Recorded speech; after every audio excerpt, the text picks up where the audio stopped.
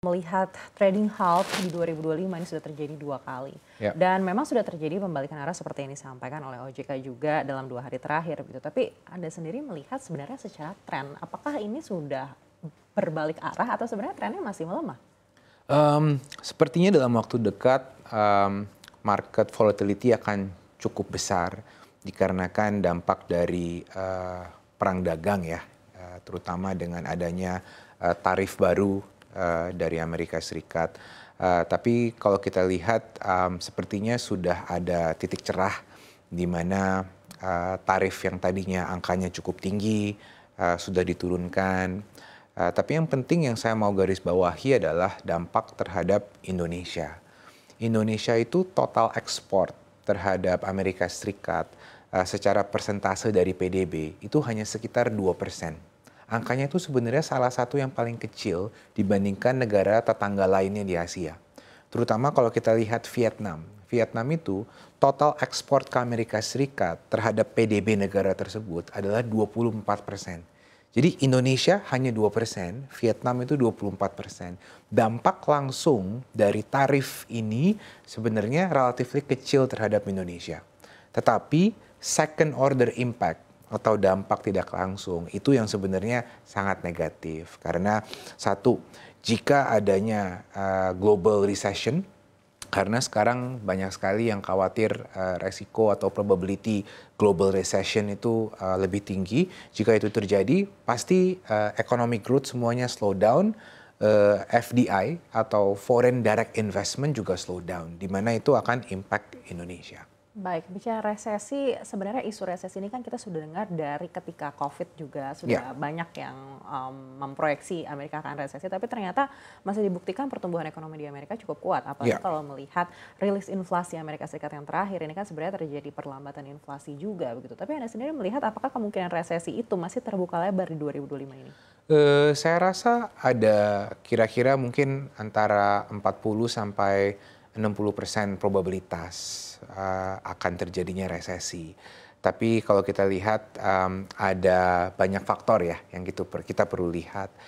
Seperti misalnya data inflasi, pergerakan suku bunga, dan juga apakah akan ada stimulus dari pemerintah.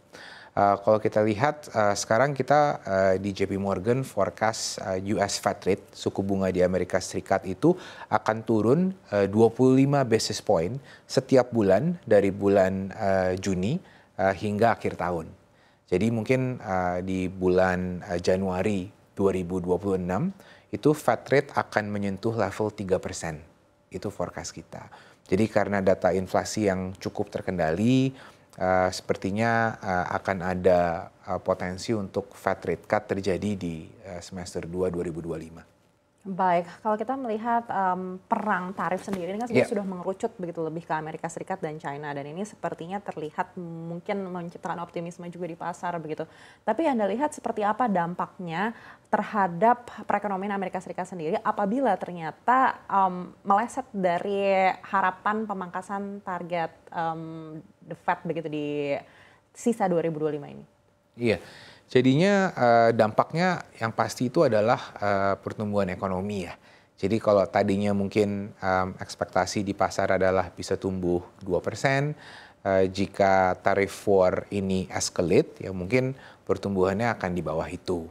Yang ditakutin pasar adalah jika pertumbuhannya jadi negatif. Kalau pertumbuhan ekonominya jadi negatif, itu ya resiko resesinya bisa lebih tinggi. Sekarang sih belum. Cuman itu kan yang kita ngelihat resiko di market yang mereka sangat takuti. Tapi kalau kita lihat ya sangat menarik pergerakan market 1 minggu terakhir itu sangat volatile. Satu hari bisa Dow Jones naiknya bisa 5% gitu. Satu hari bisa turunnya juga segitu dalam. Kenapa? Karena ini kalau kita lihat marketnya sangat event driven.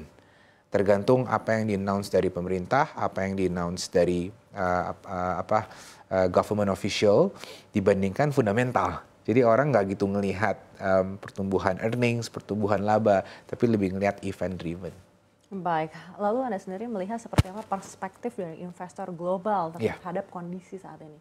Oke, Indonesia atau global nih sekarang? Dari global dan juga seperti apa nih mempengaruhi dana asing yang akan masuk ke emerging market Iya. seperti Indonesia? Jadi kalau kita lihat ini year to date dari 1 Januari hingga kemarin dana asing sudah keluar kira-kira hampir 1,9 miliar US dollar. Itu cukup besar ya dananya yang keluar.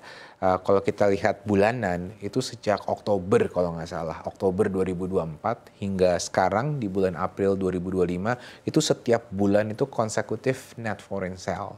Nah, tandanya apa? Tandanya asing ini shifting to more defensive market. Jadi kalau spesifik kita lihat di Asia Tenggara, fund flow yang masuk itu negara Singapura. Kenapa? Karena orang mungkin melihat Singapura sebagai defensive country, currency-nya juga mata uangnya Singapura dolar pergerakannya relatif cukup defensif dibanding negara Asia Tenggara lainnya. Jadi fund flow-nya lari ke sana. Tapi negara-negara lain di Asia Tenggara seperti Thailand, Malaysia, Filipina, itu net foreign sale-nya juga cukup deras. Bahkan di Asia Tenggara itu performance year to date capital market, Indonesia itu bukan yang paling buruk. Thailand itu turunnya lebih dalam dibandingkan kita. Jadi memang balik lagi seluruh Asia Tenggara ini terimpact. Indonesia salah satunya, tapi ya we're not alone, yang lain juga.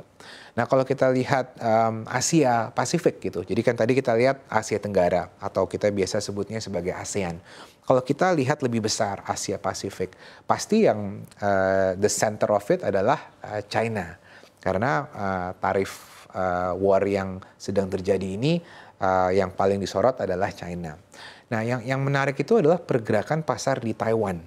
Pergerakan pasar Taiwan itu juga sangat volatile. Kenapa? Karena banyak sekali electronic supply chain Amerika Serikat itu adanya di Taiwan. Jadi tarif ini tuh sangat-sangat berdampak besar. Makanya kalau kita lihat indeks di Taiwan itu volatility-nya jauh lebih tinggi dibanding yang lain. Baik, tadi Anda sempat sampaikan juga sebenarnya pengaruh langsung mungkin untuk Indonesia dengan adanya tarif resiprokal ini mungkin tidak terlalu banyak begitu. Tapi kita juga mengingat China ini adalah salah satu partner dagang terbesar Indonesia juga. Artinya kalau memang ada ketentuan tarif yang super tinggi di China, seperti apa akhirnya ini juga memberikan dampak pada Indonesia? Oke, jadi kalau kita lihat komposisi PDB ya, rumus PDB itu adalah yang pertama consumption. Indonesia itu negara dengan penduduk sekitar 280 juta. Jadi consumption itu adalah kontribusi paling besar, kira-kira 55% dari PDB. Kita beruntung. Kenapa? Karena domestic consumption kita itu relatively resilient. Tapi rumus lain dari PDB itu ada export, lalu ada investment, dan ada government spending. Yang dua pertama ini nih, ekspor dan investment yang mungkin akan terdampak.